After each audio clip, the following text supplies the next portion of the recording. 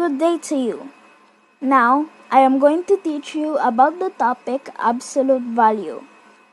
First, we need to understand what is an absolute value. An absolute value is the distance between a number and zero. The symbol of an absolute value are two vertical lines. If an integer is inside of the symbol, it is always positive.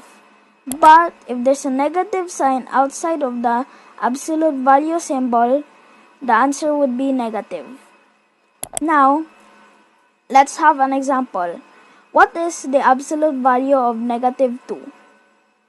So, our equation is the absolute value of negative 2 is equals to, the answer would be positive 2. Our answer is positive 2 because, as I said, it would always be positive if there is no negative sign outside of the absolute value symbol.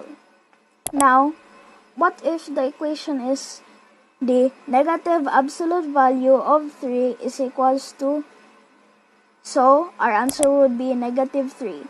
Our answer is negative 3 because there's a negative sign outside the absolute value symbol. But what if it's positive inside the absolute value symbol? Like, the absolute value of 3 is equals to, is still the same. The answer is 3. I will provide you 5 items for you to answer. Good luck!